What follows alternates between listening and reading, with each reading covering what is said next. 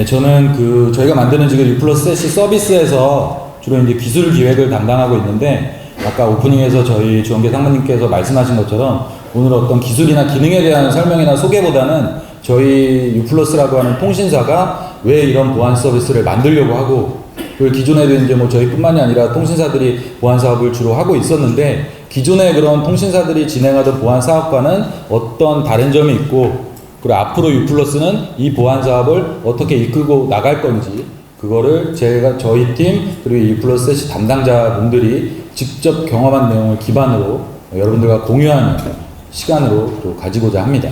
뭐 기술 얘기를 안 하기로 해도 사실 세시가 뭔지 아직까지도 조금 이제 생소하신 분들이 아마 계실 텐데, 세시는 제가 지금 장표에서 보이시는 것처럼 정말 간단하게 말씀드리면 클라우드 기반으로 네트워크 통합 보안을 제공 가능한 서비스다라고 보시면 됩니다. 밑에 그림 보시면은 이게 네트워크 보안에서 태초에 이제 80년대 방화벽이라는 게 가장 처음 등장을 했었고, 방화벽에서 조금 더 발전한 형태가 UTM이라고 하는 국내 보안 시장에서는 이 UTM이라는 용어를 지금까지도 활발하게 쓰고 있을 정도로 아마 오늘 이 자리에 오신 분들도 가장 익숙하신 용어실 텐데, UTM이라고 하는 기존의 방화벽보다 여러 가지 기능이 더 추가된 그런 이제 컨셉의 네트워크 보안 솔루션이 나왔다고 보시면 되고, 그 다음에 2000년대 중반에 NG 파이어월이라고 하는 차세대 방화벽이라는 컨셉이 또 새롭게 나왔고요. 이때부터 이제 좀 각광받던 보안 업체가 여러분들 잘 알고 계실 팔로알토 네트워크스가 되겠죠. 그리고 나서 10년 넘게 이제 별다른 네트워크 보안 쪽에서는 새로운 신기술 관련된 용어가 안 나오다가 2019년도에 팬데믹 직전 연도죠. 이때 이제 세시라고 하는 네트워크 보안을 지칭하는 향후 로드맵에 대한 기술 용어가 가트너에서 등장을 합니다. 참고로 저는 이제 통신사에 지금 유플러스에 조인한 지는 한 3년 정도 됐고, 그 이전에는 한 15년 정도 국내 보안 업체에서 보안만 평생 했다고 보시면 될 것 같고요. 요 세시라는 용어가 등장했을 당시에는 제가 실제로 이 세시라는 서비스를 과연 그 당시에 제가 속해 있던 회사에서 만들어내야 하는 것인가, 서비스화를 해야 되는 것인가 라는 검토를 하던 시기였습니다. 그때가 이제 2019년이었고, 지금 뭐 6년 정도의 시간이 흘렀지만 우리나라 보안 시장의 특징 중에 하나가 글로벌 트렌드랑 비교해 봤을 때 짧게는 5년, 길게는 10년 정도의 텀이 발생합니다. 예를 들면은 이게 19년도에 이런 용어가 나왔으면 우리나라는 5년 후 2024년 정도쯤에 좀 본격적으로 유행을 타다가 5년이 더 지나면 그때쯤에 이제 슬슬 해당되는 솔루션들이 이렇게 등장을 하면서 국내도 점진적으로 활성화되는, 이건 뭐 저만의 주장이 아니라 실제로 2007년도에 나온 NG 파이어이라는 용어 자체도 2010년 중반 정도 즈음부터 이제 본격적으로 고객분들이 찾으시는 그런 이제 히스토리를 가지고 있다고 보시면 되고요.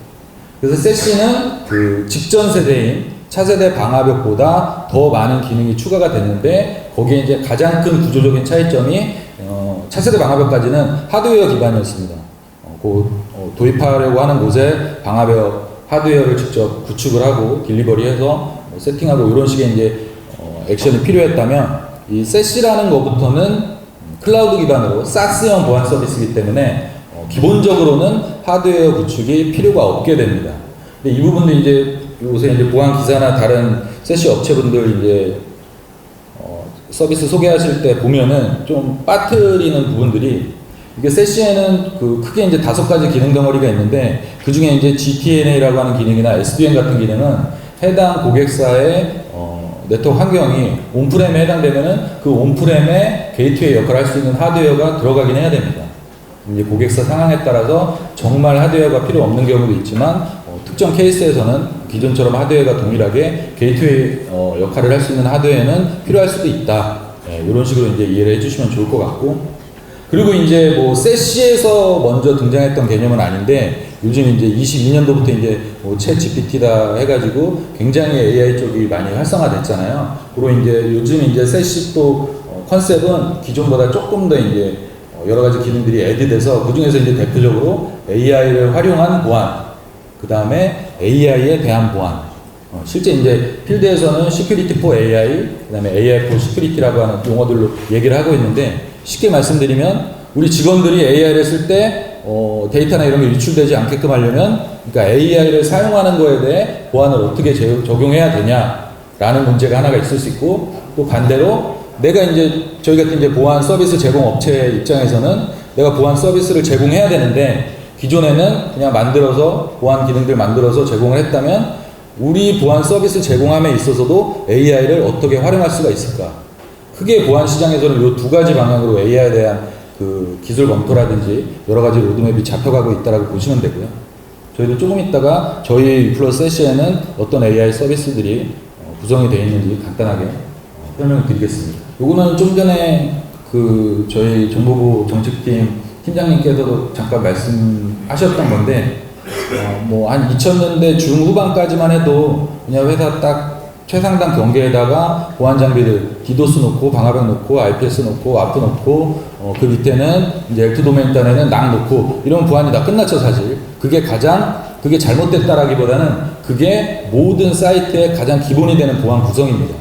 당연히 이제 그 구성은 지금도 여전히 중요하고 당연히 그 기본적인 구성은 진행이 돼야 되고, 근데 그 구성이 뚫리던 이유가 그 이제 안 좋은 행위들을 많이 하는 그 공격자들이 그 공격 수법이나 이런 게 점점 진화하고 복잡해지고 다양해지기 때문에 기존처럼 그런 딱 내 집 문에만 설치하는 그런 보안 장벽은 크게 이제 실효성이 떨어지게 되고 있었죠.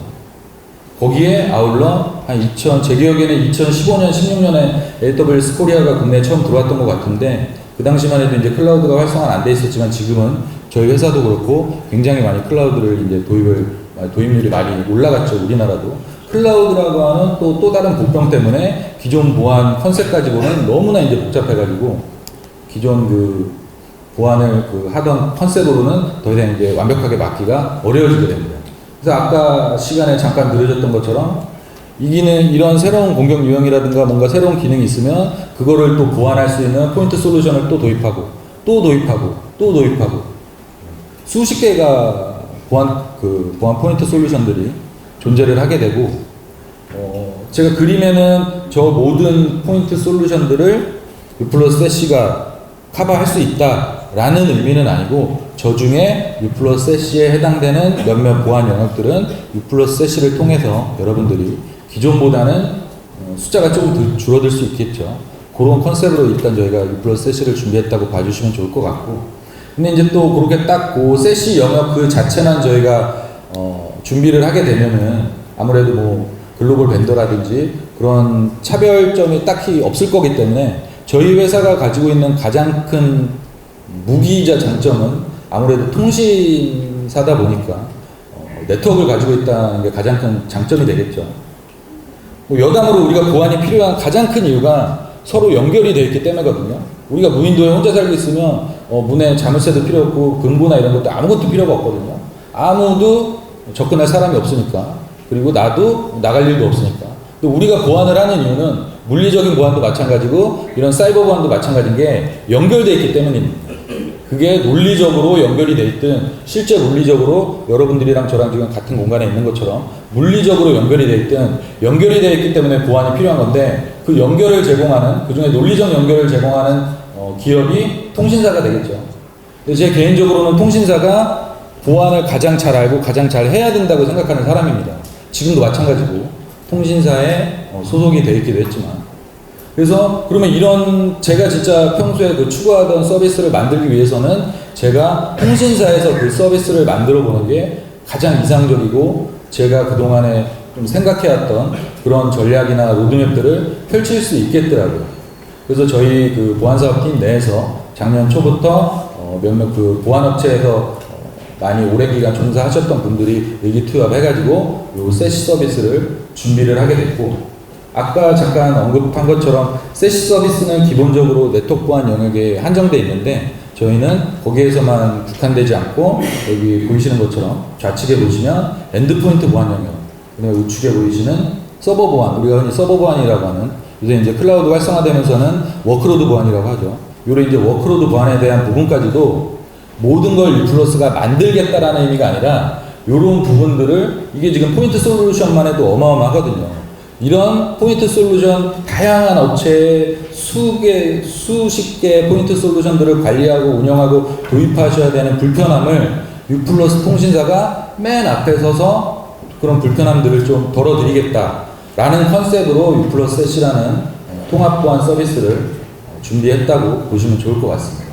이거는 지금까지 말씀드린 그 내용 중에 기능에 대한 부분인데, 요 가운데 보이시는 게 저희 지금 유플러스 셋시에서 제공 가능한 기능들이라고 보시면 되고, 그다음에 이제 좌측에 보이시는 게 우리가 인터넷에서 사용하는 시나리오가 딱 네 가지 케이스밖에 없습니다.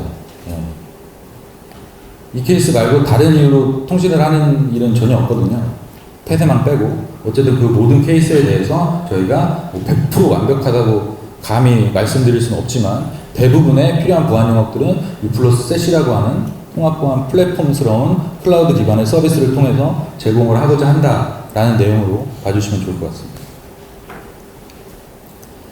실제 저희 회사는 CSP 사업을 아직은 하지 않고 있기 때문에 이 세시 서비스도 사스형 보안 서비스라서 당연히 이제 그 세시 서비스가 동작할 플랫폼이 실제 논리적으로 구축이 돼야 되고, 그 플랫폼의 위치를 저희는 저희 자사 IDC 중에 하나인 노년 IDC 센터에 지금은 한 100여 대 조금 넘는 규모로 세시 서비스 인프라를 구축을 한 상태고요. 이 부분이 이제 저희 서비스가 더 활성화되고 우리 고객분들께서 많이 사용을 하시면 하실수록 계속해서 인프라를 구축 확장해 나가는 방향이라고 보시면 될 것 같습니다.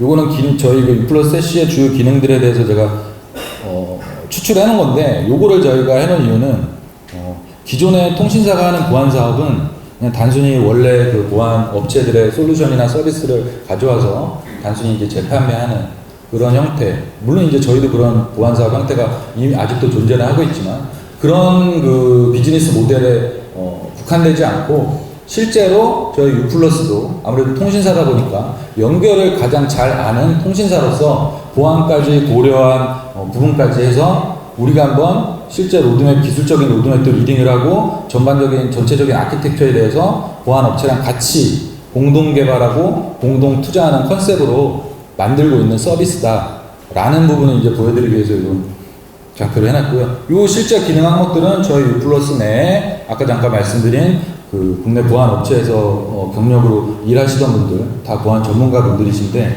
그런 분들이 같이 기술을 설계하고 로드맵을 작성해가지고 지금 계속 이끌어 나가고 있다고 보시면 될 것 같습니다. 저희 유플러스 셋의 특징 몇 가지만 간단하게 말씀드리겠습니다. 좀 전까지 계속 말씀드린 것처럼 비단 네트워크 보안 영역뿐만 아니라 셋시가 원래 해당되는 네트워크 보안 영역뿐만 아니라 엔드포인트 보안, 그 다음에 클라우드 보안까지도 아우르는 말 그대로 플랫폼 형태의 통합 보안 서비스를 방향성을, 로드맵 방향성으로 잡고 진행을 하고 있다라고 봐주시면 될 것 같고, 그리고 아무래도 저희가 이제 통신사다 보니까 필요하신 경우에는 저희 그 기업 인터넷 회선 서비스랑 같이 활용도 가능하시고, 이따가 잠깐 말씀드리겠지만 저희 기업 인터넷 회선 서비스에는 지금 AI 기반으로 실제로는 머신러닝 기반이긴 하는데 어쨌든 그 AI 옵스 개념의 트래픽 예측 가능한 그런 기능도 저희가 준비하고 있어서 그 부분은 잠시 후에 좀 더 말씀을 드리겠습니다. 그리고 아마 뭐 기사를 통해서 많이 접하셨겠지만 저희 유플러스는 처음부터 양자 내성 암호로 계속 저희가 비즈니스를 진행을 했었죠. 그래서 지금 저희 유플러스 셋시에도 양자 내성 암호를 적용 진행 중이고, 이따가 또 저희가 이제 두 번째로 소개해드릴 알파키, 아이디에이저 서비스인 알파키는 양자 내성 암호뿐만이 아니라 동형 암호까지도 적용이 된 상태고, 양자 컴퓨터에 내성 있는 알고리즘이 전 세계 딱 세 종류인데 나머지 하나가 영지식 증명입니다.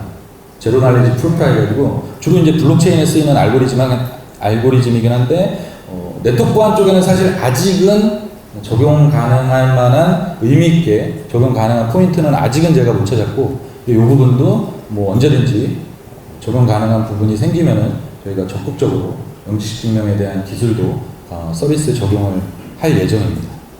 오늘 그 공공기관 고객분들도 몇몇 분 참석해 주신 걸로 제가 알고 있는데, 지금 공공시장 쪽에서 가장 큰 화두는 하나는 제로 트러스트 가이드라인, 그리고 또 하나는 올해 말에 공개한다고 했죠. 국정원에서 국가망 보안체계 N2SF라고 하는 여담으로 N2SF를 제가 지금 작성하는 것처럼 스퀘어 표기로 해도 되고 그냥 큰 숫자 2로 해도 된다고 합니다.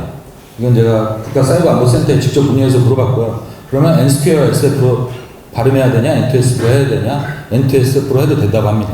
이건 제가 공식적으로 사이버안보센터에서 답을 받은 거니까 앞으로 그렇게 같은 용어로 우리가 사용을 하면 될 것 같고, 그 다음에 저희는 기존의 관제 업체분들이랑 협업을 해서 저희 유플러스 자체 보안관제 서비스도 제공을 하고 있고요. 그것도 마찬가지로 당연히 저희 세시 서비스에 대해서도 관제 제공이 가능하다고 보시면 될 것 같고, 아직은 이제 저희 고객 레퍼런스가 이따 잠깐 소개는 드리겠지만 많은 상태는 아니라서 지금은 아까 보여드린 노년 IDC의 팝 하나만 단일 팝으로만 지금 저희가 구축을 해놨는데, 연내에 이제 저희가 CSAP IaaS 인증을 진행하게 되면 DR 백업 센터로 또 다른 곳에 또 이제 인프라를 구축을 해놓을 거고, 이후에 이제 주로 이제 국방이나 금융 같은 경우에는 아예 전용 팝을 요청하는 케이스가 있는데, 그런 경우에는 해당 원하시는 고객사 쪽에 아예 전용 팝도 구축이 가능하다라는 내용으로 봐주시면 좋을 것 같습니다.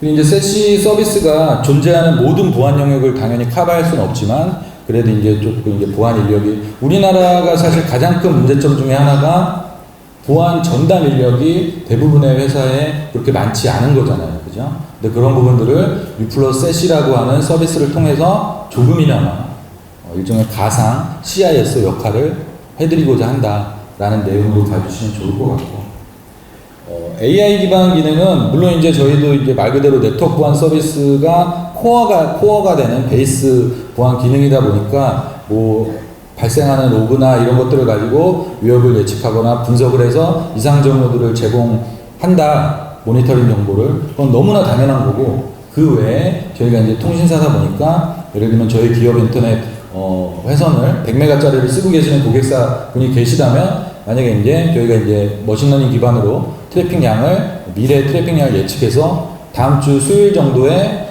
100메가로 모자르실 겁니다. 한 150메가 정도 쓰실 것으로 예측이 됩니다. 이런 기능을 저희가 지금 개발을 하고 있습니다. 저희 회선 서비스 쪽에.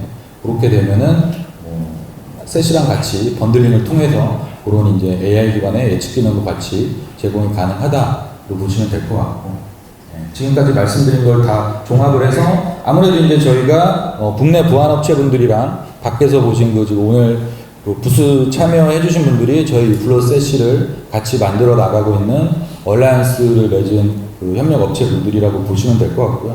그분 국내 보안 업체분들이랑만 하고 있기 때문에 저희 국내에만 있는 여러 가지 커스텀 요구사항이라든가 공공 쪽 보안 기준 이런 것들을 다 충족시켜서 진행을 할 거다 보시면 될 것 같습니다. 저희가 작년부터 이걸 준비해가지고 제가 이런 컨퍼런스나 세시 소개 자리를 고객분들 대상으로 상당히 많이 가졌었는데, 오늘도 아마 제가 볼 때 오신 분들 다 궁금하시면서도 차마 직접적으로 물어보시진 않으시는 것 같아요. 유플러스 괜찮나요? 이제 유플러스 차례 아닌가요? 이런 식으로 이제 실제로 저한테 물어보신 분들도 있고, 저희는 기억하시는 분도 계시겠지만 저희가 첫 번째였습니다. 2년 전에.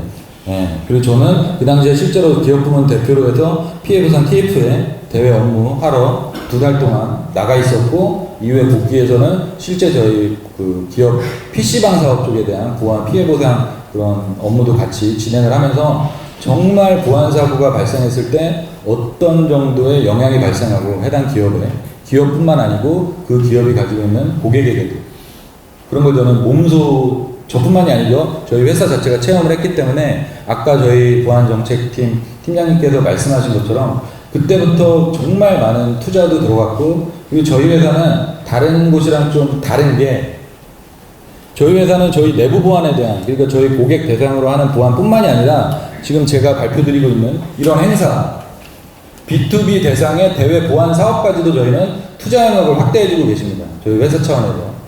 유플러스 창사 이래로 보안만 전담한 행사는 제가 오늘이 처음인 걸로 알고 있어요. 이게 반증이 되겠죠. 유플러스에서는 내부 보안뿐만이 아니라 유플러스 고객 대상으로 제공하는 보안 서비스에 대한 부분도 투자를 하나보다 실제로 해주고 계시고, 전폭적으로 지금 저희 보안사업팀에 많은 지원을 해주고 계십니다. 그래서 이런 행사도 저희가 진행을 하게 될 수 있다고 보시면 될 것 같고, 그래서 저희가 실제로 이제 보안 기능들이나 로드맵을 같이 보고 있기 때문에 기존처럼 통신사가 단순히 재판매하는 형태의 서비스는 아니다. 로 봐주시면 좋을 것 같습니다. U+ 세싱이. 그리고 하드웨어 설치 관련해서는 아까 말씀드렸고, 또 아까 그 몇몇 분도 저한테 그럼 U+ 회선을 써야만 이 기능이 사용 가능한가요? 저희 회선을 쓰시면 더 많은 부가 기능들을 같이 쓰실 수 있겠지만 굳이 저희 회선을 사용하지 않으시더라도 뭐 의존성이 있는 어떤 보안 서비스가 아니기 때문에 단독으로도 U+ 세시를 바로 저희가 제공해 드릴 수 있기 때문에 저희 회선 사용 여부와 무관하게 쓰실 수 있다고 보시면 될 것 같습니다. 아까 제가 계속 강조한 것처럼 뭐 여담으로 저희 그 보안 업체 오신 분들 중에는 실제로 차세대 방화벽을 개발하셨던 분도 있고 한 6년 정도, 그리고 뭐 네트워크 보안 제품 기획자이셨던 분도 계시고, 그리고 또 한 분은 정보 보안 관련 특허만 8개를 쓰고 오신 분도 계세요. 저희 팀 내에. 그런 분들이 모여가지고 이 서비스를 저도 포함해서 같이 만들었다고 봐주시면 좋을 것 같고요. 통신사가 만든 서비스지만 기존의 그 재판의 사업 형태와는 다르니 그 보안 전문가분들을 믿으시고 한번 써보시면 좋을 것 같습니다. 그럼 저희가 왜 그 여러 업체분들과 얼라이언스를 맺었냐? 당연하겠지만 저희는 통신사였기 때문에 보안 기술이 없습니다. 예. 저희가 대신에 이제 뭐 인프라나 회선 이런 인프라 관련 측면에서는 저희가 좀 유리한 부분이 있었죠. 우리나라 국내 보안 업체에서 가장 큰 업체가 물리보안 합쳐진 실러스 빼면은 안랩인데, 안랩이 2,300억, 400억 정도 연매출 수준이 나오는데, 그 정도 규모의 보안 업체도 이 클라우드 기반의 사스형 보안 서비스에 대한 모든 인프라와 부대 비용을 감당할 수가 없습니다. 이거는 뭐 저희가 허투루 드리는 말씀이 아니라 저희도 이제 IDC가 아니라 실제 퍼블릭 CSP에 요 인프라를 구축하는 비용을 계산기를 돌려보니까 저희가 지금 가지고 있는 레퍼런스 기준으로만 해도 월 4페타, 그러면 테라가 아니고 테라의 1000배인 페타, 4페타바이트의 아웃바운드 트래픽이 나오더라고요. 그럼 CSP 입장에서 사용료가 월 4억이 됩니다. 1년에 50억 가까이 되죠. 그걸 계산기를 두드린 기준은 제가 미니멈으로 두드린 건데 1년에 50억 이상이 인프라 비용으로 나가겠더라고요. 예. 근데 그렇다고 저희처럼 특정 IDC에 자체적으로 구축할 때는 그거는 CSP를 쓰나 그냥 쓰나 거의 유사한 비용이 나옵니다. 저희는 자체 보유한 인프라가 있고 IDC가 있고 회선이 있기 때문에 그 비용을 굉장히 많이 경감시킬 수 있는 그런 장점이 있었죠. 그래서 저희가 그런 부분은 저희한테 어떤 특징이 있으니까 저희가 작년 초부터 국내 주요 네트워크 보안 업체분들을 만나면서 같이 이런 세시 서비스를 한번 만들어보자. 국내에서는 그 어떤 업체도 단독으로 이런 서비스를 만들 수 있는 업체가 없고요. 실제로 19년도에 세시라는 개념이 나오고 나서 지금까지 세시라는 서비스와 그나마 유사한 상용화된 서비스가 저희랑 U+ 세시를 같이 만들고 계시는 모니터랩에서 세시에서 A를 뺀, 네트워크 부분을 뺀 SSE라는 서비스 컨셉으로 2020년도에 제 기억에 상용화를 하셨었고, 예. 그리고 여러 군데 CSP 쪽에 인프라를 올리셔서 그런 이제 비용도 많이 드시고, 근데 그런 부분들은 저희가 아무래도 이제 훨씬 더 커버 가능한 영역이 넓기 때문에 그런 부분들을 같이 저희가 의논을 드려서 같이 만들고 있다라고 보시면 될 것 같습니다. 잠깐 자랑하자면 작년에 키사에서 과기부에서 보안 협업 성공 실패 사례, 그 다음에 아이디어 공모전을 했었습니다. 그러니까 보안 업체들끼리 협업한 사례, 그래서 성공한 사례, 협업해왔는데 실패한 사례, 실패해서도 이제 레슨런을 얻을 수 있다라는 컨셉이었겠죠. 과기부 분들은. 그리고 아이디어 사례. 사실 그 중에 가장 중요한 부분은 아이디어였겠죠. 키사에서 원하시던 내용은. 저희가 이제 써가지고 이 장관상 대상 받은 게 1등상입니다. 그 당시 작년에 2등이 이글루 시큐리티였고 3등이 로그프레스였거든요. 2등, 3등 업체 다 원래 전문적으로 보안을 하시던 업체시죠. 근데 생뚱맞게 U+가 이거 내더니 1등을 해버린 거예요.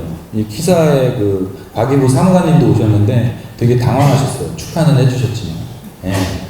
그리고 이글루 분들도 저는 이제 그 이글루 분들이나 그쪽은 이미 알고 있었으니까, 동종 업계에 계속 10년 넘게 있었으니까, 이런 거 좀 쓰시지 말라고 U+요.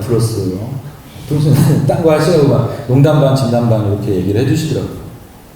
이게 이제 과기부나 키사 쪽에서도 아이디어긴 하지만 어느 정도 요 컨셉이나 방향성이 나쁘지 않다, 충분히 가능하다라는 인정을 해준 거겠죠, 여기서도. 네.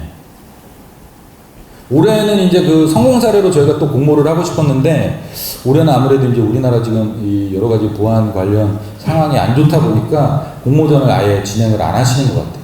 그래서 뭐 내년이든 후년이든 진행을 하게 되면 제가 성공 사례로 그때 다시 한번 공모를 한번 해보려고 합니다.